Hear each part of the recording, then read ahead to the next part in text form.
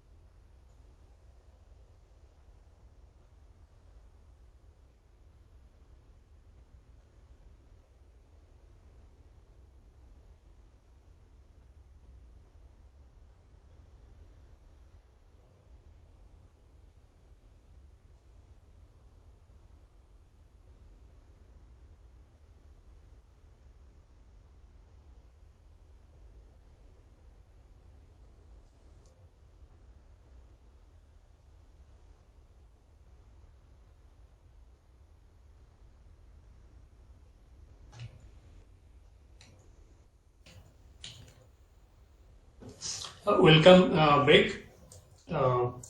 So let me introduce our speaker of this session today. He is Brother Taral Munshi, whom most of you must be knowing. For those who are meeting him for the first time, let me give a formal introduction of Taral Munshi. तरल मुंशी जी एक सक्रिय रंगकर्मी है। 7वीं कक्षा से उन्होंने रंगकर्म से जुड़ चुके हैं। एक अभिनेता, लेखक, निर्देशक हैं एवं प्रशिक्षण शिविर भी आयोजित करते हैं। वो स्क्रीन राइटर एसोसिएशन की लाइफ मेंबर है। थिएटर, रेडियो, टीवी, फिल्म सभी माध्यमों में काम किया है। उनका 5 स्वरचित नाटक भी लिखे हैं, जिनमें टीका नुक्कड़ नाटक को WHO द्वारा विश्व की 140 भाषाओं में प्रसारित किया गया है। उन्होंने अपनी पोर्टल कला दिशा द्वारा वर्तमान में रंगमंच एवं भारतीय कलाओं का प्रसारित एवं व्यवसायिक करने में प्रयासरत रहते हैं। तारल मुंशी जी एक एक्टिव थियोसॉफिस्ट हैं। ज्योति लॉज मुंबई थियोसॉफी में सक्रिय हैं। बॉम्बे थियोसॉफी फेडरेशन की ट्रेजरर भी हैं। थियो ज्योति नामक एक लॉज भी शुरुआत की है, जिसका यूट्यूब चैनल लाइव है। सो और ज्यादा टाइम नहीं लेते हुए let's welcome Taral Munshi ji on the talk about theatre and spirituality. Taral Munshi ji, over to you. नमस्कार और आप सभी का स्वागत है।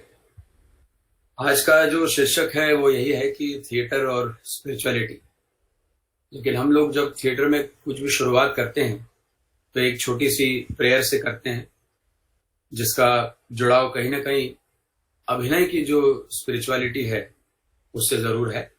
आइए हम एक वो छोटी सी प्रार्थना पहले कर लेते हैं। अर्चना जी, आप मेरे साथ कहिएगा।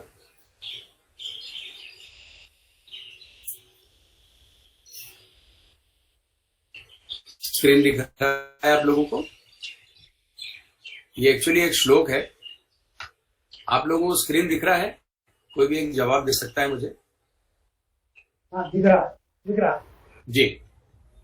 आंगिकं भुवनं यस्य वाचिकं सर्ववाङ्मयम् आहार्यं चन्द्रतारादि तं नमः सात्विकं शिवम् तं नमः सात्विकं शिवम् तं नमः सात्विकं शिवम्। ओम शांति शांति शांति। All the best. हम लोग जब भी ये प्रेयर या ये श्लोक कहते हैं तो उसके बाद ये जरूर करते हैं कि एक दूसरे को बधाइयां देते हैं, और वो बधाइयां इसीलिए दी जाती है कि इस श्लोक का जब मैं आपको अर्थ बताऊंगा तो आप लोग भी समझ जाएंगे कि उस चीज से अंदर अभिनय को कैसे उतारा जा सकता है।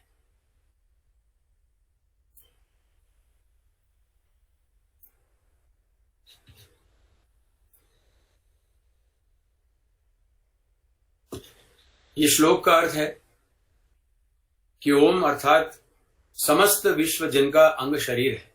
अब आप यूं समझ लीजिए कि ऑन स्टेज पूरा जो विश्व होता है उस अभिनेता के शरीर में समाया होता है, क्योंकि उसे उधर उसी शरीर के सभी अंग से, इंद्रियों से ही अपना अभिनय करना है।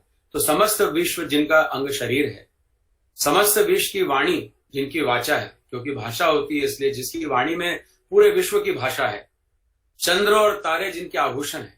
आप वेशभूषा को, अभिनय के अलग अलग मुद्राओं को ये समझ सकते हैं कि वो अभिनय के आभूषण है।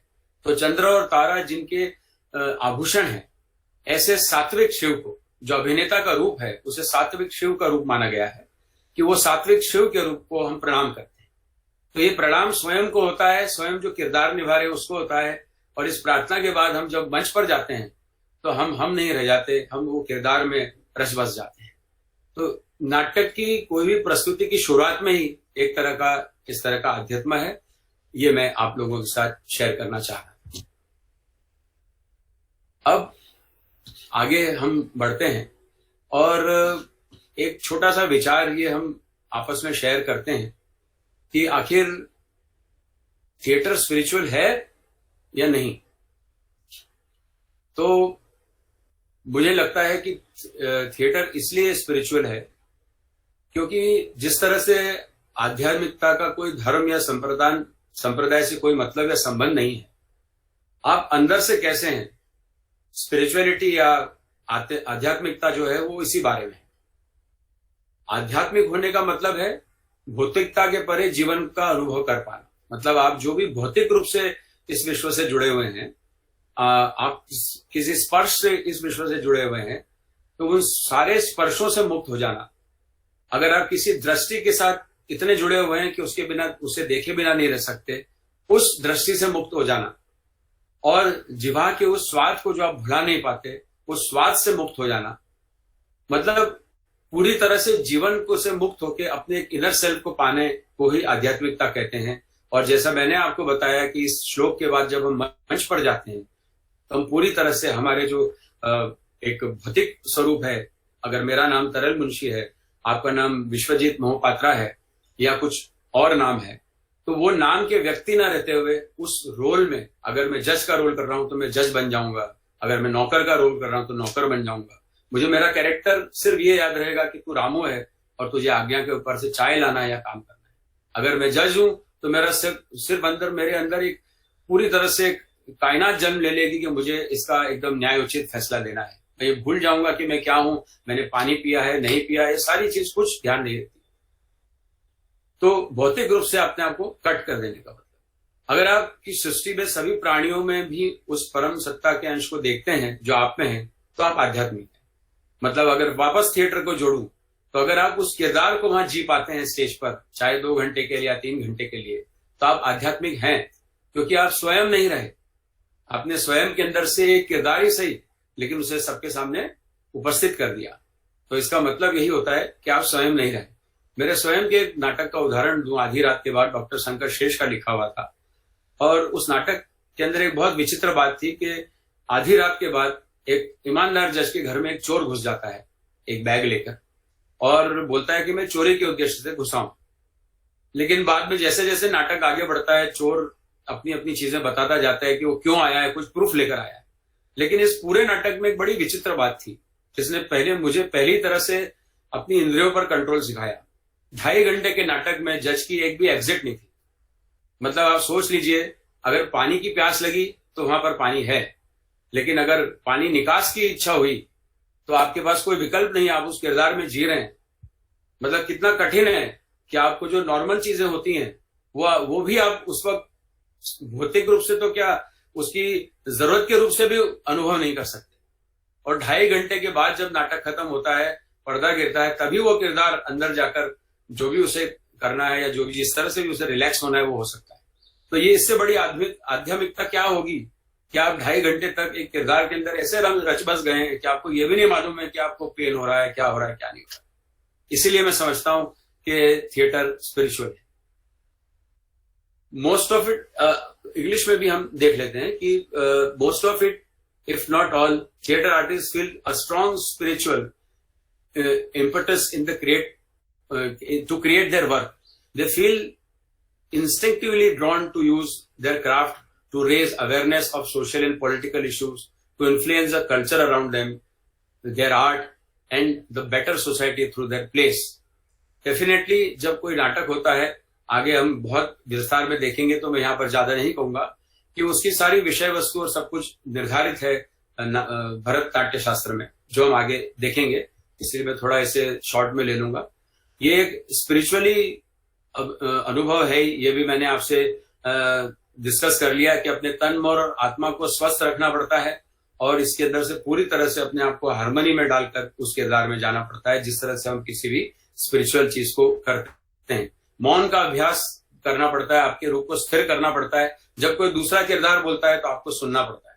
आपका रिएक्शन उस व्यक्ति का रिएक्शन नहीं है जो आप हैं, आपका रिएक्शन वो है जिस किरदार में है। तो एक दूसरे किरदार को सामने इमेजिन करना कि ये वो व्यक्ति नहीं है जिससे मैं रोज मिलता हूं, बल्कि एक जज है और मैं चोर हूं। तो ये किरदार से किरदार का जो आदान प्रदान होता है, ये भी एक अजीब सी आध्यात्मिकता है। ऑन स्टेज आगे 100, 150, 200, हजारों दर्शक बैठे हों, लेकिन मंच पर आप अकेले हैं, आप स्वयं में हैं, आप उस किरदार में, और अपने अस्तित्व की गहराइयों में जाने का एक मौका मिलता है। अगर आप एकदम ट्रुथफुल जज बन रहे हैं और आप उस दौरान जब आपका प्रदर्शन होता है, 30 दिन की रिहर्सल शुरू होती है, उसके पहले उस दौरान आप चाहते हुए भी धीरे धीरे अपने आप को उस किरदार के को आत्मसात इतना कर लेते हैं कि आप कुछ गलत करना बंद कर देते हैं। छोटी मोटी चीजों में भी आपको अगर कुछ बोलना होगा तो आपको लगेगा नहीं यार, मैं ये नहीं कर सकता, क्योंकि आपके अंदर एकदम अंदर तक वो स्पिरिचुअलिटी असर कर गई है, वो किरदार के अच्छे अनुभव असर कर गए। इसका मतलब ये नहीं कि आप रावण का रोल करेंगे तो आप रावण हो जाएंगे, सवाल ही नहीं उठता, क्योंकि ये भी एक स्पिरिचुअलिटी का अध्याय है थिएटर में कि वो आपको बुरा होने से रोकता है। तो वो कहीं ना कहीं एक चेतनावस्था भी डेवलप करता है कि मैं जो किरदार कर रहा हूं वो किरदार के लिए कर रहा हूं, उसको जीने के लिए नहीं। तो ये भी एक जो डिफरेंशिएशन है किरदार करना या स्पिरिचुअलिटी आध्यात्मिकता का अनुभव करना और सहज और सरल रहते हुए जीवन में जो आसपास की सारी चीजें हैं, सांसारिक गतिविधियां उसके अंदर बना रहते करना, ये भी एक वो चीज है। और अंत में यही है कि डेफिनेटली ग्रेटिट्यूड होता है, कृतज्ञता होती है एक दूसरे किरदार के प्रति। अगर आपका किरदार ऐसा है कि सामने वाले को आपको भगवान कहना है, तो आपको कहना पड़ेगा, भले सामान्य जीवन में आप उसके बॉस हों और वो आपका एम्प्लॉय, लेकिन अगर आप वहां स्टेज पर हैं और अगर वो आपका वहां बॉस है तो आपको उसे बॉस कहना पड़ेगा, वो एक किरदार को जीना पड़ेगा। एक अंदर से ये सिखाता है कि आपके अंदर के आत्मचिंतन को और अपने गुणों को किस तरह से बदलना। अब हम चलते हैं नाट्य शास्त्र की ओर। तो नाट्य शास्त्र के बारे में मैं यही कहना चाहूंगा कि ये आपको बहुत अच्छा लगेगा ये जानकर कि नाट्य शास्त्र की ये जो परंपरा है, ये लगभग भारतवर्ष में शुरू हुई भरत मुनि से, और ये शुरू हुई करीब करीब 37 अध्याय इसमें, यानी 6000 श्लोक। अगर पूरा नाट्य शास्त्र हम देखने चाहें, जो कि जैसा यहां लिखा है कि कला और साहित्य का विश्वकोश है, तो उसमें 6000 श्लोक है। एक श्लोक का मतलब मैंने आपको समझाया। ऐसे 6000 श्लोकों का जब मतलब और उसे आत्मसात करते हैं, तब उस जमाने में ऋषि मुनि और ये सब लोग जिनको अभिनेता समझते थे वो बनता है। अब बहुत अलग अलग तरह से है। मैं आपको बहुत शॉर्ट में 11 स्लाइड में भी पूरी तरह से नहीं जाऊंगा और उसके अंदर मेन चीज बताऊंगा ताकि आध्यात्म से जुड़ी हुई बातें हम क्लियर करें। इसमें नाट्यक्रम से जुड़ी हुई बात क्रिएट करने में मुझे शायद एक स्लाइड के अंदर एक मीटिंग लग जाए, इतना समय निकल जाएगा। तो मैं आपको सिर्फ अध्यात्म से जोड़ के बताऊंगा कि भरत मुनि का ये जो नाट्य शास्त्र का था ये ग्रंथ, ये सबसे पहले इसका विकास क्रम कैसे हुआ हम देखते हैं। ये रचना प्रक्रिया है यहाँ पर। तो इसका विकास, हाउ डिड इट इवॉल्व। सबसे पहले चरण में गद्य थे जो ईसा के 5000 वर्ष पूर्व लिखे गए थे। तो आप सोच लीजिए कि कितना पुराना हमारा भारतीय ग्रंथ है ये, जिसे भरतनाट्य शास्त्र कहा जाता है। और उसके बाद द्वितीय चरण में नाट्य विषय की सामग्री करीब करीब ईसा मसीह के 2000 वर्ष पूर्व हुई। तृतीय चरण में प्रथम से 5 अध्याय और अंत के 2 अध्याय ईसा मसीह के 1000 वर्ष पूर्व लिखे। अब इसकी विषय वस्तु में जो 6000 श्लोक है उसमें क्या है, उसमें गद्य है, डेफिनेटली गद्य होंगे ही।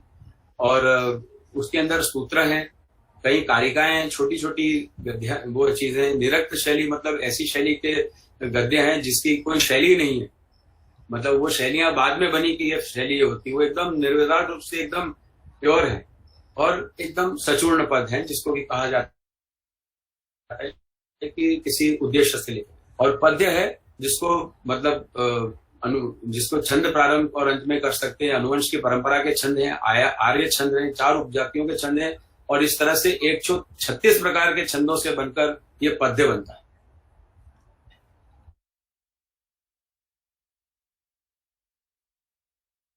समझने की कोशिश कर रहे हैं तो आप समझ सकते, जिसे हम मतलब दूसरा ये है कि कोई भी नाट्य शास्त्र या जो भी है वो पूर्व रंग के बिना अधूरा है।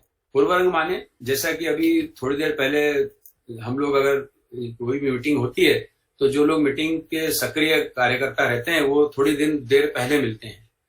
क्यों मिलते हैं? कि वो उसका पूर्व रंग निर्धारित करते हैं। वो निर्धारित करते हैं कि प्रत्याहार, अवतरण, आरंभ, आश्रवण, वृत्तपाणी, ये सब चीजें अलग अलग चीजें हैं। इसके अगर मैं वर्तमान में मतलब बताऊं तो सिंपल ये रहता है कि प्रेजेंटेशन कैसा होगा, कौन किस वक्त एंट्री लेगा, कौन किस वक्त बोलेगा, हर दृश्य की परिघटना क्या होगी, है ना, रंग द्वार या वो एंट्रेंस कैसा होगा, क्या होगा। इस तरह से ये 20 अलग अलग छोटे छोटे ऐसे अध्याय हैं जिसके ऊपर से पूर्व रंग घोषित होता है। यानी कि बैक स्टेज जो पर्दा खुलने के पहले सारी तैयारियां होती है वो इन 20 भागों में हो जाती है। कितना सूक्ष्मता से वो किया गया है। अब इसको अपन अगर आध्यात्म से जोड़ें तो आध्यात्म किसी भी प्रकार का वो आपके अंदर की चीजों को जगाने के लिए। तो सबसे पहले आप अपनी सारी इंद्रियों और सारी चीजों से और आसपास की यूं समझ लीजिए कि अगर वहां भी 20 चीजें हैं तो उन 20 चीजों से को तैयार करेंगे आध्यात्म की ओर जाने के लिए। अब उसमें जरूरी क्या है? तो उसमें जरूरी है पात्र।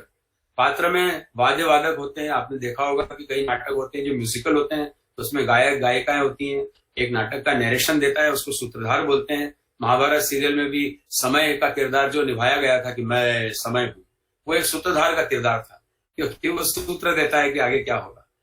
नंदी है, आसपास जो ऐसे किरदार रहते हैं जो समय समय पर विनोद करते हैं या हास्य क्रिएट करते हैं। मार्श है, पारिभाषक है, विदूषक है। विदूषक एक ऐसा रहता है जो निस्वार्थ भाव से कॉमेडी करता है, जिसका विषय से कोई लेना नहीं होता। नर्तकियां है, आचार्य है। आचार्य मतलब निर्देशक भी कह सकते हैं। और हम यहाँ पर अपने मास्टर्स को भी वो कर सकते हैं कि वो मास्टर्स की तरह है जो हमें गाइड करता है कि किस वक्त क्या करना चाहिए और क्या नहीं करना चाहिए। तो पूर्व रंग के बाद हम चलते हैं कि भूमिका जो रहती है वो कितने प्रकार की हो सकती है। तो भरतनाट्य शास्त्र ने उसे भी बहुत अच्छी तरीके से विभाजित किया है कि वो कुल मिलाकर आप यहाँ देखेंगे कि इतने प्रकार की अलग अलग भूमिकाएं होती हैं। सबसे पहले तो जो मैंने अभी आपको पात्र के बारे में बताया उस तरह से पात्र होता है और वो पात्र मतलब अपनी वाणी, गति, आंगिक चेष्टाएं, सात्विक अभिनय के आदि को परिपूर्ण करता है ना। एक मिनट, शायद क्लियर नहीं दिख रहा आपको।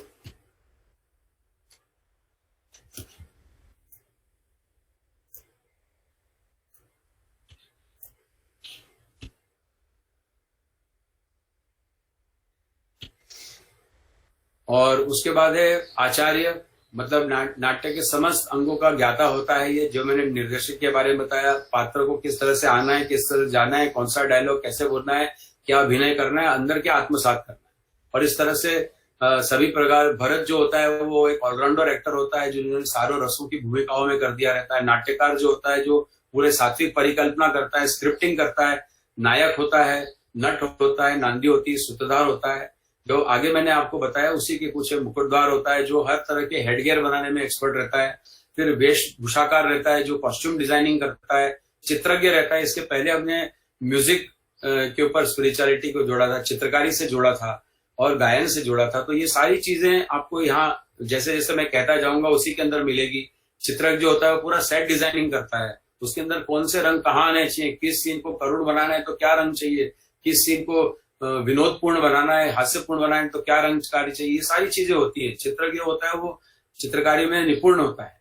और कारुक होता है जो लोहाकार होता है, अगर कोई वहां पर महल बनाना हो, कोई सिंहासन बनाना हो या कोई फर्नीचर बनाना हो, ये सब वो डिजाइन करता है।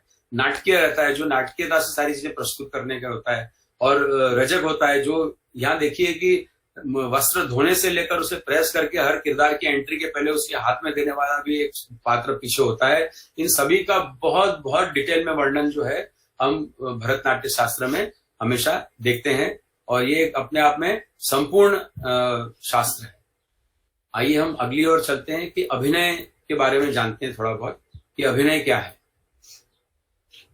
तो एक मिनट।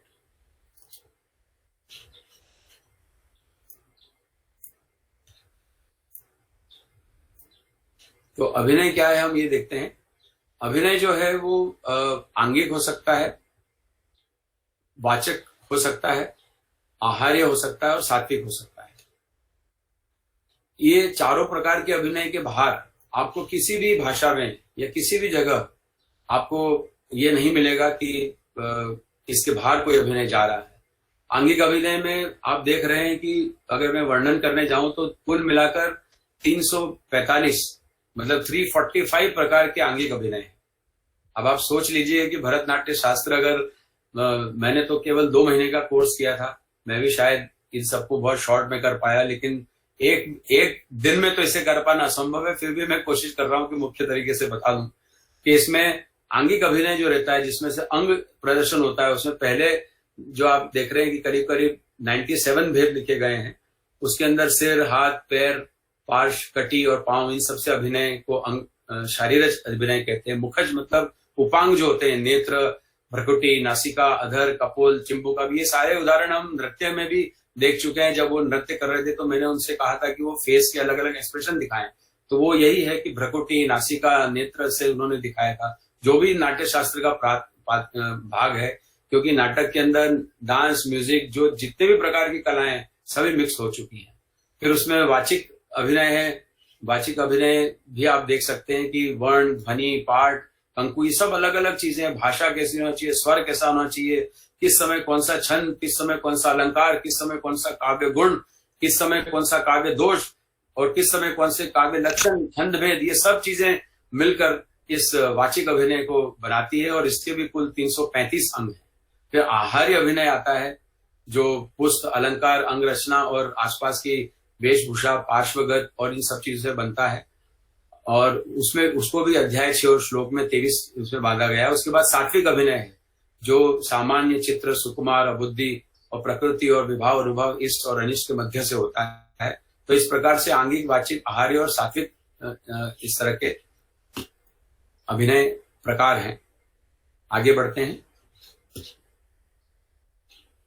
अब इसमें डेफिनेटली जब कोई भी इस तरह का हम एक रचना करते हैं तो उसमें मुख्य जो पात्र होते हैं उसको नायक नायिका कहा गया है। तो नायक नायिका जो है उसे भी अलग अलग भागों में बांटा गया है। और उस वक्त क्या था कि 4 जो वेद थे उसको समझाने के लिए नाट्य वेद 5वां रचा गया था। मैं उसकी रचना में नहीं जा रहा हूं क्योंकि वो अपने आप में एक और 20-25 मिनट का पूरा है। तो इतना शॉर्ट में समझ लीजिए कि अपने जो 4 वेद है उसको समझाने के लिए नाट्य वेद का गठन किया गया, ताकि सारी कलाएं, सारे वेद, सब कुछ इसमें आ जाए। तो डेफिनेटली नायक जो है उसमें ये गुण पहले होने चाहिए। ऐसा उसमें है कि धीरोदत्त होना चाहिए, धीर ललित होना चाहिए, धीर प्रशांत होना चाहिए। मतलब ये अपने आप में वो एक, जैसे आप समझ लीजिए कि राम का किरदार है कि हर तरह से वो सच्चा लगना चाहिए इन शॉर्ट। तो वो सच्चा लगने वाला होगा तभी वो जो कैरेक्टर है उसको अंदर घुसा पाएगा, क्योंकि सारी जो रचना होती है वो इस नायक के आगे पीछे ही घूमती है, चाहे वो नायक कोई भी हो। और ऐसे ही नायिका है कि उसे भी धीरा उदात्ता, उद्धता, ललिता, निर्भुता वैसे ही होना चाहिए। और ये भी एक तरह से ऐसी न लगे कि जैसे षड्यंत्रकारी हो, वो ऐसी लगना चाहिए जैसे घर की अंदर बहू बेटियां होती हैं, या ऐसा होता है कि जो एक सात्विक नारी का रूप है वो आप देखना चाहते हैं, वैसा होना चाहिए। पर उसके अलावा उस वक्त काम शास्त्र को भी नाट्य रूपांतर और इन सब में कहा जाता था, तो उसके भी अलग अलग 22 अध्याय हैं जिसमें 212 श्लोक है जो आप नीचे देख पा रहे हैं। और काम की 10 दशाएं भी उस वक्त एक वेद के रूप में ही सही, पर उसे भी एजुकेशन सिस्टम में डाला गया था। ये हमारे पास भरतनाट्य शास्त्र के अंदर एक प्रूफ मिलता है जो आजकल एब्सेंट है, और इस कारण शायद समाज भी बड़ा मिसलीडिंग हो जाता है और उसे कुछ और समझ लेता है। आइए हम अब आगे बढ़ते हैं कि एक शो जो होता है, मतलब एक नाट्य प्रस्तुति जो होती है, उसके क्या प्रकार होते हैं या उसके क्या तत्व होते हैं, रादर वी कैन से। तो उसके 11 तत्व होते हैं। रस आपको मालूम है क्या है, भाव, अभिनय, धर्मी मतलब नाट्य धर्मी है या लोक धर्मी। अब नाट्य धर्मी मतलब क्या, स्टेज पे होने वाला। लोक धर्मी माने क्या, फोक के अंदर होने वाला, फोक स्टाइल में होने वाला। तो आज आप देखिए कि हर कोई भी आप कास्ट ले लें, आपको वहां का फोक संगीत मिलता है, आपको वहां का फोक नाटक मिलता है। वो इसलिए मिलता है कि वर्षों से वो परंपरा चली आ रही है, जो आजकल वहां फोक में मतलब लोग फोक आर्ट बनकर रह गई। पर वो फोक आर्ट नहीं, वो भी मेन स्ट्रीम आर्ट थी। वो इसलिए पैदा की गई थी ताकि अलग अलग भाषा, अलग अलग तत्वों, अलग अलग लोग के तरह जो लोग हैं वो उसे आत्मसात कर लें अपनी भाषा में, अपनी शैली में। कितना डीप सोच के ये एक चीज बनी थी। सोचिए, रौद्र है, आप जानते हैं कि रौद्र क्या होता है। वीर, वीरता के भाव, उस समय युद्ध होते थे या वीरता का भाव दिखाना हो, किसी पशु का सामना करना हो, इन सब चीजों में ये भाव बहुत अच्छे तरह से काम आते थे। और ये सारे रस के भाव मैं बता रहा हूं। और अगर आप वैसे देखा जाए तो रस, भाव, अभिनय, धर्मी, वृत्तियां, प्रवृत्तियां, सिद्ध, स्वर, अतोन, गान और रंग संग्रह का अलग अलग प्रयोग होता था, जिसके नीचे दिए गए हैं। और ये करीब करीब 92 जो है अलग अलग तरह के तत्व हैं, जिस तत्वों से एक प्रयोग बनता है। तो एक प्रयोग में हमने पहले देखा कि पूरे अलग अलग तरह के लोग हैं, चित्रकार, म्यूजिशियन से लेके प्रेस करने वाला, धोबी, उसके अलावा किसी चीज को कंस्ट्रक्ट करने वाला। मतलब एक तरह से देखा जाए तो 65 तरह के जो व्यवसाय हैं वो एक नाट्य प्रदर्शन से जुड़े हुए हैं। आप अगर उसको विस्तृत तरह से कहेंगे, किसी दिन गिनने बैठेंगे तो शायद और 5 निकल जाएं। लेकिन वस्त्र बनाने से लेकर हर तरह का व्यक्ति उसके ऊपर इससे एक रोजगार भी पाता था उस वक्त। तो इस तरह से ये 11 प्रयोग हैं। अब हम आगे बढ़ते हैं। इसका इवोल्यूशन जो होता है उसके ऊपर एक हल्की सी नजर डालेंगे।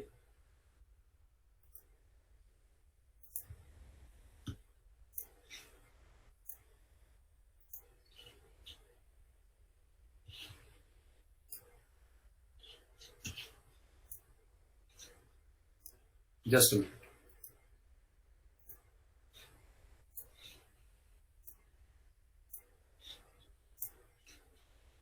उसके इवोल्यूशन पे जानेंगे। और इवोल्यूशन जैसे ही नाट्य का किसी का होता है तो मेन, मैंने जैसे पहले पिछली स्लाइड में भी रस के ऊपर कॉन्सेंट्रेट किया था, तो हम रसों के जन्म और विकास पे करेंगे, क्योंकि आध्यात्म से ये रस ही जुड़े हुए हैं। अगर हम इन सारे रसों के ऊपर अपनी इंद्रियों को कंट्रोल कर सकते हैं, इन रसों में खोना बंद कर सकते हैं, इसके भाव से विमुक्त हो सकते हैं, तो शायद हम एक स्पिरिचुअलिटी की ओर बढ़ते हैं। और उल्टा भी है, अगर हम इस सारे भावों को एकत्रित करके किरदार का स्टेज पर या कहीं पर अनुभव करते हैं, तो हम उस तरह से उस किरदार के आध्यात्म में भी जा सकते हैं। तो पहले तो श्रृंगार, रौद्र, वीर और विभत्स रस की माने गए हैं। बाद में इसमें हास्य, रौद्र, करुण और वीर रस के अद्भुत की और विभत्स रस की और भयानक रस की उत्पत्ति हुई। तो रसों के भेद बढ़ते गए इस तरह से। और हम थोड़ा सा उसकी रचना पर भी देख लेते हैं अगली स्लाइड में।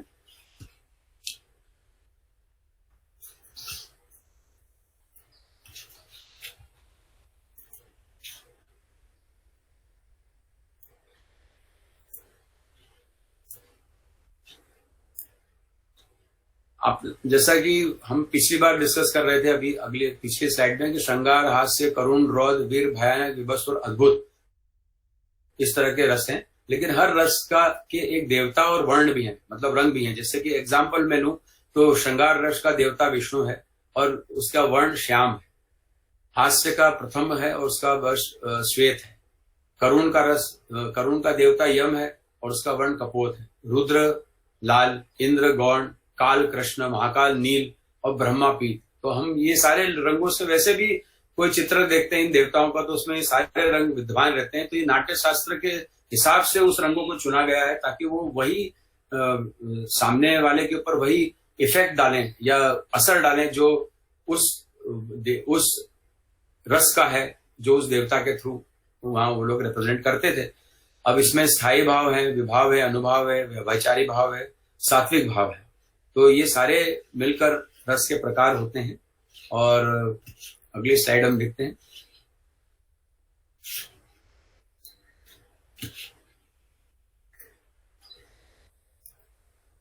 अब जो नाट्य की प्रस्तुतियां हैं उसके भी रूप होते हैं और वो अलग अलग रूप हैं। 10 रूप के हिसाब से उसको जाना जाता है, जिसमें नाटक यानी जो आप नाटक समझते हैं, प्रकरण, समवाकार, यामग्र, डिम, वियोग और पुत्र सृष्टिकांक तरह से एक नाटक होता है, जिसके अंदर प्रहसन होता है, भाण होता है, विधि होती है और विधि में फिर अलग से वापस 13 तरह के अलग खंड हैं।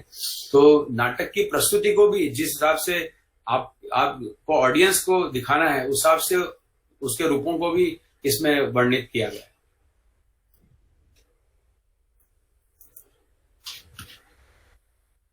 अगली स्लाइड हम देखते हैं तो इसके अंदर एक आश्चर्यजनक बात आपको ये नजर आएगी कि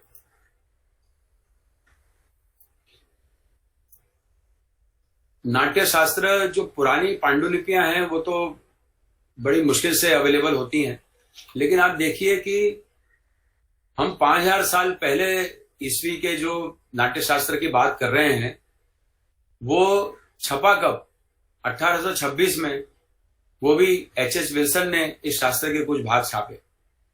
तो ये कितना बड़ा प्रूफ है कि हमारी संस्कृति हम तभी समझ पाते हैं जब उसे विदेशों से हमारे पर हावी किया जाता है या विदेशों से उसका वो दिया जाता है, एक इंट्रोडक्शन दिया जाता है। हम समझते हैं ये वहां का नाट्य शास्त्र है, ये अगर शेक्सपियर है तो शेक्सपियर से ओरिजिनेट हुआ थिएटर, ऐसा हम सब समझते हैं।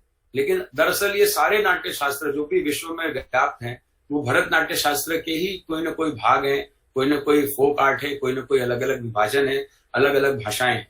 उसके बाद 1865, 1875 इस तरह से अलग अलग करते करते वो आया और अंतिम जो छपा वो भी वाराणसी से हिंदी अनुवाद छपा। इसके अलावा नाट्य शास्त्र का नया रूप देखने को हमको नहीं मिलता है।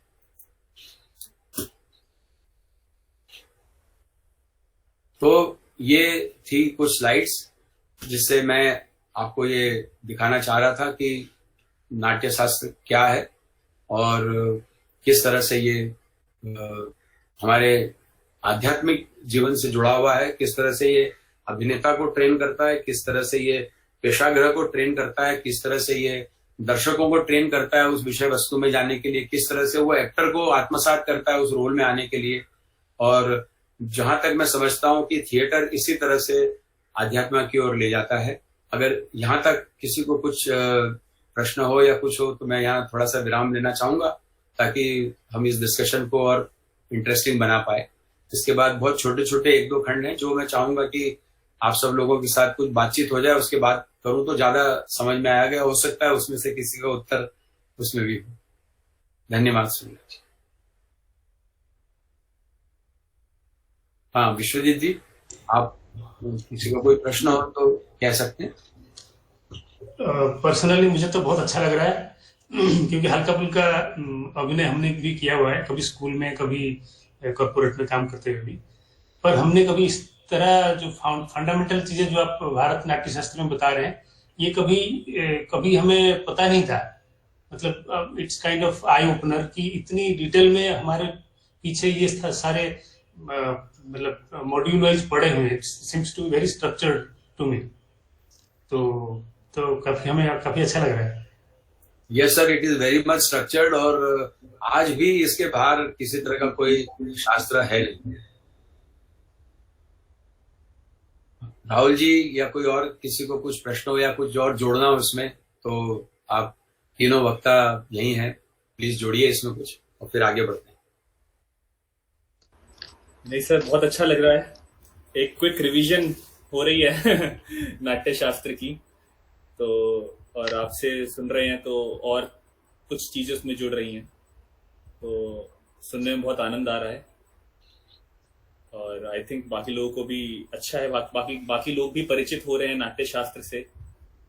तो सर पहले बोलें, फिर समय हुआ तो मैं जरूर उसमें कुछ चीजें सर के साथ शेयर करूंगा। चलिए तो फिर आगे बढ़ते हैं। मैं आपको बहुत संक्षिप्त में एक और बड़ी इंटरेस्टिंग चीज बताता हूँ। हाँ जी, नंद कुमार जी कुछ कहना चाह रहे हैं आप? सर आपकी वॉइस नहीं आ रही। हाँ आ रही अभी अभी आ रही है सर, आवाज आ रही क्या? आ रहा है। हाँ, आपने बहुत अच्छा मैंने डिटेल में बताया नाट्य शास्त्र के बारे में, भरतनाट्यम के बारे में और ड्रामास, थिएटर। और मुझे अभी भी कुछ पॉइंट सूझे हैं आपका जब लेक्चर चल रहा था तभी जी। तो how it relate the spirituality, theatre और आर्ट, तो मैं 2-3 पॉइंट बताना चाहूंगा। बिल्कुल। तो स्पिरिचुअल फंक्शन है आर्ट का। Art links man and spirit, it heels and makes whole by making connections. The creative artist who first sets down the vision, and then performing artist who takes up that vision and brings it to the life, and the members of the audience when they become active participant, all are links in the chain of artistic creation. दूसरा point ऐसा ख्याल में आया, the most important reason that artist create and the rest of us value their art is because art forms a priceless living between the everyday psychology of our minds and the universal spirit of humanity. और last में तीसरा point मुझे ख्याल में आया, artistic creations that reflect spiritual principles and values like beauty, creativity, honesty, generosity, patience, all these are spiritual in nature. Thank you sir. Thank you sir. करीब करीब वही सारी बातें आपने हाईलाइट करी जो भरतनाट्य शास्त्र भी हाईलाइट करता है कि किस तरह से एक पात्र को अपनी तैयारी करना चाहिए, किस तरह से दर्शकों को एक मूड के लिए तैयार करना चाहिए, और किस तरह कला के अलग अलग जो भाव हैं, रूप हैं, डांस है, अभिनय है, अपना चित्रकारी है, इन सबको मिलाकर किस तरह से एक इफेक्ट होता है। और यही हमारे आसपास भी है, देखा जाए तो चारों ओर हमारे सांसारिक गतिविधियों में भी यही सब दृश्य हैं।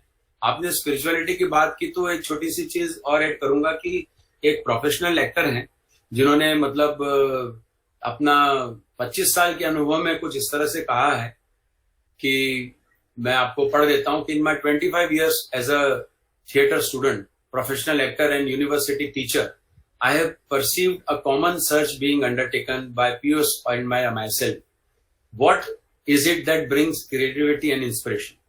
From the beginning of my actor training, I also became aware that some of this technique taught in the studio to explain these essentially unexplainable questions had the roots in other culture. मतलब जो भी उन्हें सिखाया जा रहा था वो उनके कल्चर में नहीं था, लेकिन वो कहीं ना कहीं उस तरह से दूसरे कल्चर्स की भी रूट एक में आती है। और जब हम आध्यात्मिक होते हैं तो हम बिल्कुल वैसे ही हो जाते हैं कि हमारे अंदर सारा कल्चर आके डाइजेस्ट हो जाता है और हम एक यूनिवर्सल व्यक्ति बन जाते हैं।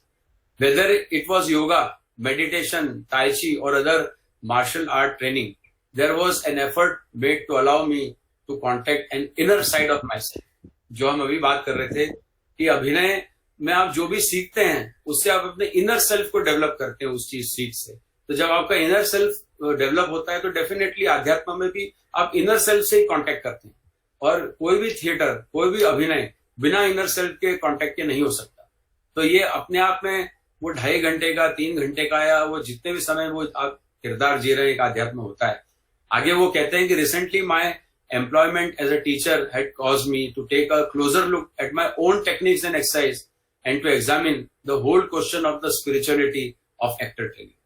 तो ये भी उसको उस तरह से कंपेयर करते हैं कि इसमें एक स्पिरिचुअल ट्रेनिंग है और ये है। और लास्टली अब मैं खाली एलिमेंट्स लेना चाहूंगा थिएटर के, ताकि सभी लोगों को ये समझ में आए कि किस तरह से आज की तारीख में भी ये एलिमेंट्स बहुत प्रभावी हैं।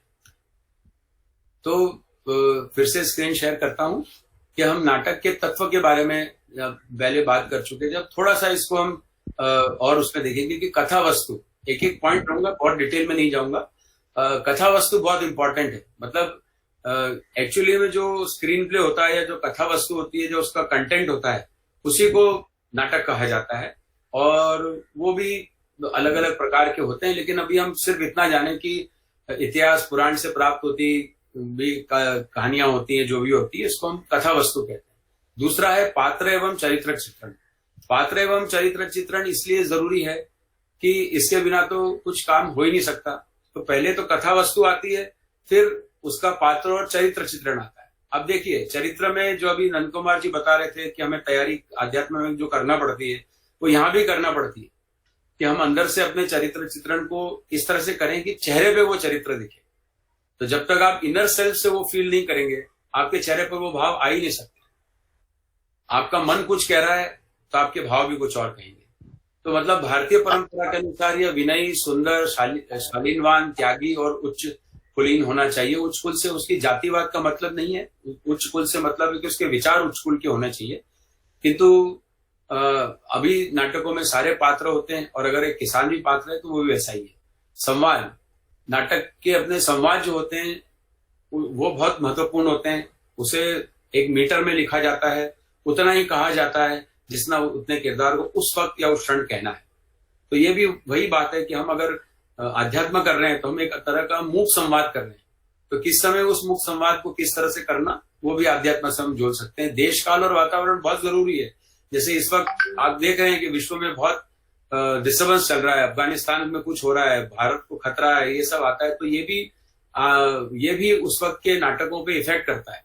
और हम देखते हैं कि जैसे ही भारत ने हमला करके कोई युद्ध जीत लिया तो तुरंत उसके ऊपर 5 फिल्में आ जाती हैं। अगर कोई बहुत बड़ी घटना होगी तो तुरंत उसके ऊपर और फिल्में और रचनाएं आ जाती हैं।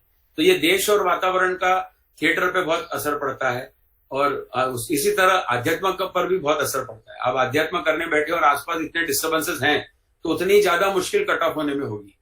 भाषा शैली जो होती है वो भी बहुत जरूरी है कि एक भाषा ऐसी होना चाहिए जो सरल सभी को समझ में आ जाए, किसी को मेहनत ना करना पड़े, ज्यादा बड़े बड़े शब्द ना हो, हर शब्द का अर्थ अभिनय, म्यूजिक, चित्रकला से समझाया जाए ताकि आम जनता को भी समझ में आए। और हमेशा नाटक का एक उद्देश्य होना चाहिए, तो कुछ ना कुछ उद्देश्य निकलना चाहिए हमें उस चीज को देखकर कि हम किस उद्देश्य की ओर बढ़ रहे हैं। और अभिनेता नाटक के बिल्कुल प्रमुख विशेषता है। ये ऐसे बिंदु हैं जिसके बिना हम कोई रचना नहीं रच सकते। तो ये इस तरह से एक संक्षिप्त नाटक और उसका एक मिला जुला कॉम्बिनेशन मैंने कोशिश की है। और मैं मंच सौंपता हूँ प्रश्न उत्तर या कोई और सुझावों और कुछ और एडिशंस के लिए। धन्यवाद। Thank you, brother Taral Munshi ji. You have shared so many aspects of the art form and spirituality. आपने काफी कम समय में काफी अच्छी तरह से समझाया, तो हमें काफी सीखने के लिए मिला इसे। और मैं अभी इनवाइट करना चाहता हूँ जो पार्टिसिपेंट्स हैं, अगर आपको कुछ सवाल है तरल मुंशी जी के लिए तो आप रख सकते हैं। Thank you. नमस्ते, मैं स्मिता बोल रही हूँ। सर, मैं एक थिएटर का एक छोटा सा आर्टिस्ट हूँ। आप दिख नहीं रहे, लेकिन थिएटर में तो सबसे पहले दिखना पड़ता है पर। तो कैसे मान लो आप थिएटर आर्टिस्ट हैं? तो सर, एक्चुअली जो तरुण सर ने बोला और जो नंद सर ने भी जो बोले कि हम जब एक आर्टिस्ट स्टेज को जाते हैं, दूसरे कैरेक्टर को हम करते हैं, जब तक हम वो कैरेक्टर की आत्मा सोल को हमारे अंदर नहीं लाते, एक्चुअली हम उसको जस्टिफाई नहीं कर पाते। शायद इसको ही बोलते हैं स्पिरिचुअलिज्म, क्योंकि हम उसमें भी वही होता है, हम आत्मा को दूसरे के साथ कनेक्ट करते हैं। हमारा जो क्या बोलते हैं उनको, मास्टर बोलो, किसी के साथ भी बोलो, उनके साथ हम हमारा सोल को कनेक्ट करते हैं। ऐसे ही हम जब तक एक कैरेक्टर का सोल को हम अंदर नहीं लाते और ऑडियंस के साथ अगर हम अच्छे से कनेक्ट नहीं कर पाते, तो हमारा अंदर से जो एक्टिंग भी जो ना, वो थोड़ा लगता है कि नहीं, ये ना इसका एक्टिंग इतना नेचुरल नहीं लगा नहीं कि वो उसी कैरेक्टर में है। तो डेफिनेटली एक एक्टिंग, एक एक्टर या कोई भी आर्टिस्ट, चाहे किसी तरीका हो, चाहे डांस फॉर्म में हो, चाहे नाट्य में हो, चाहे चित्रकार हो, कोई भी हो, तो जब तक उसका जो माइंडसेट स्पिरिचुअली डेवलप नहीं होता, शायद उसका परफॉर्मेंस में उसमें इतना खुलकर नहीं आता है। ये शायद मेरा एक्सपीरियंस है, क्योंकि जब मैं स्टेज में जाती हूँ, एक्चुअली मैं खुद को भूल जाती हूँ, वो कैरेक्टर के अंदर आ जाती हूँ मैं। तो मुझे लगता है कि जैसे मैं कनेक्ट कर रही हूँ, मैं मतलब वो कैरेक्टर मैं ही हूँ, मैं खड़ी हूँ वहां पे, तो उसी टाइम मुझे खुद को अच्छा सा फीलिंग्स भी अंदर से आता है। तो मैं भी, दैट इज कॉल्ड स्पिरिचुअलिज्म।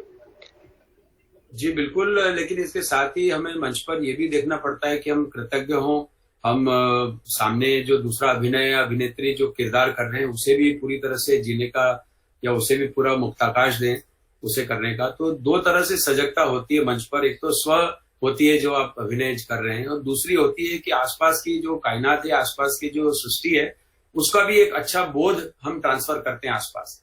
तो अगर जैसे कहा जाता है कि अगर कोई मंच के ऊपर ऑरा नापेगा तो वहां एक बहुत स्पिरिचुअल और एकदम पावरफुल तरंगे दिखेंगी सभी अभिनेताओं से निकलती। जी शिखर जी कुछ कहना चाह रहे हो?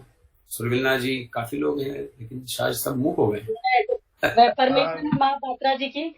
अच्छा शिखर जी बोलिए, आप पहले। शिखर जी आप बोलिए। अरे आप बोल लीजिए आंटी। अच्छा नहीं, चलिए। अच्छा, मैं भी वही कहना चाह रहा था जो अभी स्मिता जी ने कहा कि आध्यात्मिकता क्या है। एक्चुअली चेतना का एक्सपेंशन इज स्पिरिचुअलिटी। हम अपनी सीमित चेतना से जब निकलते हैं, अपने सेल्फिशनेस से निकल के दूसरों के साथ जुड़ते हैं, तो दैट इज स्पिरिचुअलिटी। फिजिकल से हम सूक्ष्म होते जाते हैं सर्वव्यापकता में। तो जब हम अपने को किसी कैरेक्टर के साथ एक महसूस करते हैं या प्रैक्टिस करते हैं, तो basically we are putting ourselves into other persons shoes. तो तब हमें धीरे धीरे जीवन में अपने को वो क्षमता डेवलप होती है कि हम अपने को दूसरे की स्थिति में रख के सोच पाए, और वो संवेदनशीलता जो डेवलप होती है, that brings compassion and love for everyone. वो जितना हम दूसरों की स्थितियों को, लिमिटेशंस को समझ पाते हैं, और इससे ग्रो होती है। और एक मुझे बात बहुत पहले मैंने कहीं पढ़ी थी कि शायद ओशो, आचार्य रजनीश ने भी शायद अमिताभ बच्चन जी को कही थी या किसी को कही थी कि अभिनय ऐसे करो जैसे जीवन जी रहे हो। हाँ, और जीवन ऐसे जियो जैसे अभिनय कर रहे हो। सही बात। तो और इसी से हमें यह आध्यात्मिक सूत्र भी मिलता है कि उसी अभिनय को, अभी तो हम जैसे रंगमंच पे कर रहे हैं, स्टेज पे कर रहे हैं, लेकिन वही जब हमारा अभिनय डेली लाइफ में आ जाता है कि मैं उससे भी डीपर लेवल पे कि मैं आईएएस नहीं हूं, मैं प्राइम मिनिस्टर नहीं हूं, मैं पोस्टमैन नहीं हूं, मैं आर्टिस्ट नहीं हूं, ये सब तो रोल्स हैं। जैसे आनंद में राजेश खन्ना जी कहते हैं कि जीवन एक रंगमंच है और सब लोग कठपुतलियां हैं। कठपुतलियां तो एक नाटक तो हम, ठीक है, अभी हम अपने आप को कलाकार मतलब हम डांसर समझ सकते हैं, हम आर्टिस्ट समझ सकते हैं, लेकिन ये भी सब एक्चुअली अल्टीमेटली रोल्स हैं। जी। और इसीलिए शायद देखिए भगवान कृष्ण जन्माष्टमी भी है कल, कृष्ण जी के जीवन को, राम जी के जीवन को लीला कहा गया है, अभिनय। और इसीलिए कृष्ण को योगी राज भी कहा गया है और रसराज भी कहा गया है। बिल्कुल। तो वो अपना जो रोल निभा रहे हैं वो इतने अच्छे से निभा रहे हैं कि उसमें कोई पर्सनैलिटी नहीं है, कोई स्वार्थ नहीं है। वो जो भी ड्यूटी उनके सामने आ रही है उनके रोल से रिलेटेड वो करते जा रहे हैं। और वो वही कर सकता है जो जिसकी चेतना का विस्तार बहुत हो चुका हो, वो योगी हो चुका हो और अपने अपने अलगाव से निकल चुका हो। तो वास्तव में अभिनय एक बहुत आध्यात्मिक कला है, और जो आर्टिस्ट, जैसा कि हम लोगों ने अभी पिछले 3 संडे में देखा, राहुल जी और संगीता जी और तरल जी भी अब आज दे रहे हैं कि अलग अलग आर्ट फॉर्म्स के जरिए स्वयं की ही खोज हम करते हैं और इस मार्ग पे आगे बढ़ते हैं। बस इन्हीं विचारों के साथ मैं अपनी वाणी को विराम दूंगा। Thank you so much Taral ji for such detailed explanation, and Prayas lodge and Sorelinga ji and Vishwajit ji for organising this. Thank you so much. Sushma ji कुछ कहना चाह रही थी? हाँ, एक तो पहले तो मैं बहुत धन्यवाद दे रही हूँ कि बहुत सुंदर आपकी प्रस्तुति थी। दूसरी बात, मैं अपनी बात रविन्द्रनाथ टैगोर से शुरू करूंगी, क्योंकि वो एक शिल्पकार भी थे, चित्रकार भी थे, अभिनयकार भी थे, लेखक भी थे। तो उन्होंने, वो कहते हैं कि हे प्रभु, मैं तेरी सभा में गीत गाने आया था, लेकिन मेरा सारा जीवन इसलिए बीत गया कि मैं अपने जीवन वीणा को नहीं साध सका, मैं उसको भी बैलेंस कर रखा कि प्रभु मैं तेरी सभा में गीत गाने आया था, लेकिन मेरा सारा जीवन इस जीवन वीणा के स्वर साधने में बीत गया और मैं गीत न गा सका।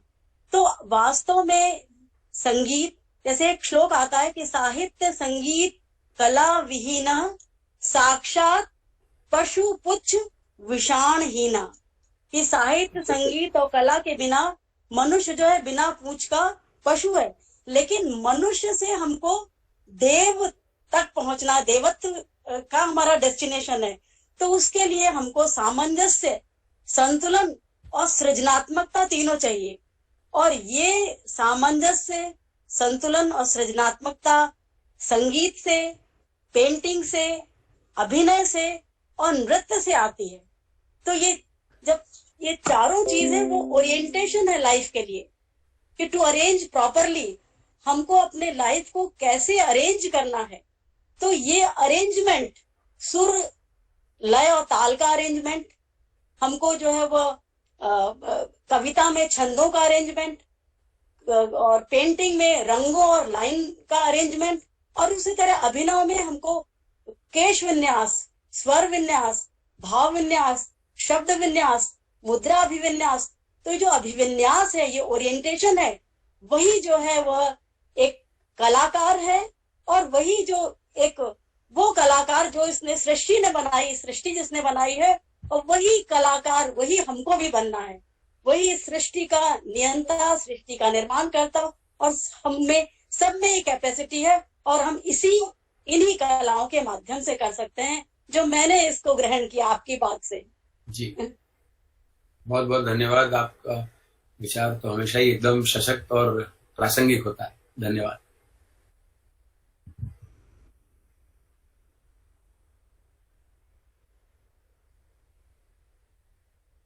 सुलगिना जी, आप कुछ बोल नहीं रही हैं?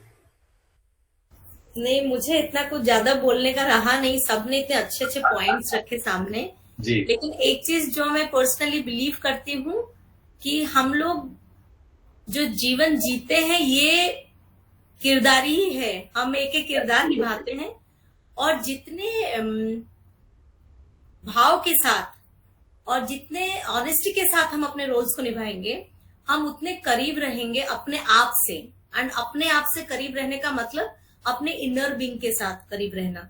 एक्सटर्नली तो बहुत सारी चीजें करते रहते हैं हम डीप विद इन क्या है, वो कनेक्शन हमें तभी मिलेगा जब हम अपने रोल्स को अच्छे से निभा रहे होंगे, मुझे इतना लगता है। और जब हम अपने डेली लाइफ में रोल्स अच्छे से निभाएंगे, वो झलकेगा हमारे सारे काम में। और हर एक काम जो है आर्ट है, और वही योगा है। कर्मसु कौशलम योगा है, तो वही यौगिक है। हर एक काम अच्छे से निभाएंगे, काम अच्छा होगा, यौगिक होंगे, कनेक्शन आ जाएगा, वही स्पिरिचुअलिज्म है।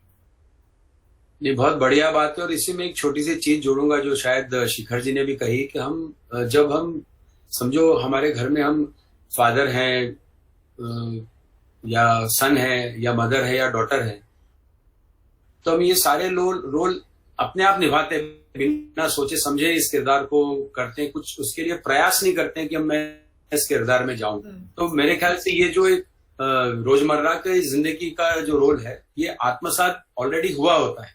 तकलीफ कहाँ होती है जब हम नए रिलेशंस बनाते हैं, नए कोई चीज करते हैं और उस रोल को अपनाना निस्वार्थ, एक परिवार के रोल को भी निभाना एक तरह से थोड़े से स्वार्थ की पुष्टि होती है, लेकिन परिवार के बाहर जो हमारा यूनिवर्सल ब्रदरहुड वाला एक पूरा विश्व है, वहां पर जब हम इस रोल को अगर कैरी ऑन कर सकें तो मेरे ख्याल से वो सबसे बड़े आध्यात्मिकता होगी। स्पिरिचुअलिटी में उसी को कहूंगा कि अगर हम उस रोल को आगे बढ़ाएं। धन्यवाद। हम तकरीबन मीटिंग की एंड तक पहुंच रहे हैं। जी। मेरा एक सवाल है जो कि it may not be related to the spirituality, but जैसे आपने पहले एक उदाहरण दिया था कि आपने 2.5 घंटे की एक रोल प्ले करी जहां पर आपको स्टेज में कहीं जाना नहीं था, वहीं पर रहना था। तो मेरा इसमें I am little curious to know, आप अपनी रियल लाइफ को उसके अंदर से 2.5 घंटे आप स्टेज में रहे या 2.5 घंटे का आप किरदार निभा रहे हैं, बट उस टाइम पर अपनी जो रियल लाइफ है उस या आपकी रियल रेस्पॉन्सिबिलिटी को आने में कैसे रोका कि ये कर पाए? मतलब क्या टेक्निक फॉलो करते हैं आप? आपने एक बहुत अच्छा प्रश्न पूछा और मुझे पूरी कार्य प्रणाली में डाल दिया। अब ये एक और बात बता दूं कि मैं जज का रोल जब कर रहा था तो मेरी उम्र उस चोर से छोटी थी जो मेरे घर में घुसता है, और वो मेरे सीनियर थे। मतलब कैसे हुआ कि अमिताभ बच्चन चोर हैं और मैं इस उम्र में जज हूं। वो मुझे सर बोलते हैं और मुझे उसको बोले क्या कर रहा है। अब सोचिए, जो आप मेरे पर्सनल को भूलने की बात करते हैं, जिसको मैं रोज सर मानता हूं, जिसको मैं गुरु मानता हूं, जिससे मैं अभिनय सीखा हूं, वो मेरे से एक नीचे वाले किरदार को कर रहा है। और वो सर मैं ये करूं, सर आप बहुत, मतलब बार बार मुझे सर कह रहा है। अब मैं उनकी ओर जब आंखों में देखता हूं तो मुझे कभी भी एक मिनट के लिए नहीं लगा कि मैं अपने गुरु या अपने उस एक्टर की ओर देख रहा हूं जिसे मैं मानता हूं, बल्कि मुझे वो हमेशा एक चोर दिखा और मैं हमेशा उतना सतर्क रहा। तो शायद ये जो एक कॉम्बिनेशन होता है स्टेज पर, जो आप आदान प्रदान करते हैं, जैसे शिखर जी ने बोला कि हम जो रोल आदान प्रदान करते हैं जीवन में भी, अगर आप उसमें रच बस गए हैं अंदर। आप घर की बात कर रहे हैं, मुझे तो ये भी नहीं ख्याल आता कि मैं मंच पर हूं। मुझे लगता है मैं सचमुच अपने ड्राइंग रूम में हूं, यहां से रसोई घर है, वहां से बालकनी है।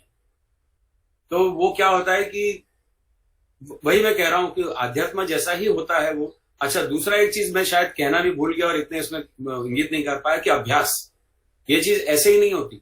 हम उस 2.5 घंटे के प्ले को जो मंच पर करना है उसका रोज 5-5 घंटे अभ्यास करते हैं, डायलॉग्स का, एंट्री एग्जिट का, मूवमेंट्स का।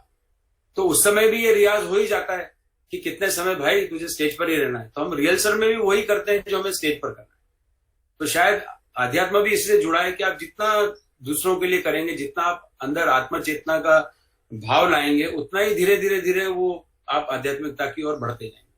हर चीज के अंदर एक प्रैक्टिस, एक जो क्रिया है उसकी ओर बढ़ने की निरंतर करना बहुत जरूरी है, प्रतिदिन। धन्यवाद। थैंक यू ब्रदर तरल मुंशी जी। आपने बहुत अच्छा, कम समय में बहुत अच्छा एक्सप्लेनेशन दिया, बहुत अच्छे इंसाइट्स दी। सुब्रलिन, आपको भी बहुत बहुत धन्यवाद। अपनी इतनी अच्छी सेशंस लाए, क्रिएटिविटी बहुत सारे लोगों को लाए इस प्लेटफॉर्म में, और सबने अपनी अपनी नॉलेज भी शेयर किया इस प्लेटफॉर्म में।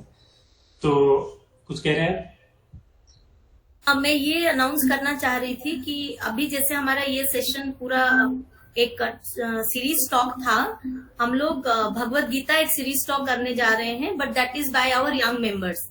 तो प्रयास लॉज के और प्रयास लॉज के बाहर जो हमारे इंटरेस्टेड पार्टिसिपेंट्स हैं, आज सुबह वाली मीटिंग में ये तय हुआ कि अक्टूबर बिगिनिंग से हम लोग 6 वीक्स में 18 चैप्टर्स करेंगे, 3-3 बच्चे बोलेंगे।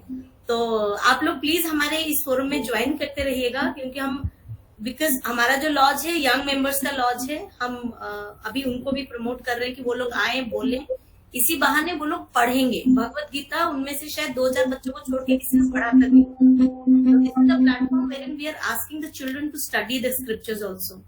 सो प्लीज हमारे इस 3 बजे संडे वाले फोरम में आप जुड़े रहिएगा, और कोई अगर आपको सजेशंस है वो आप प्लीज हमें भेजिएगा। यही मुझे अनाउंस करना था।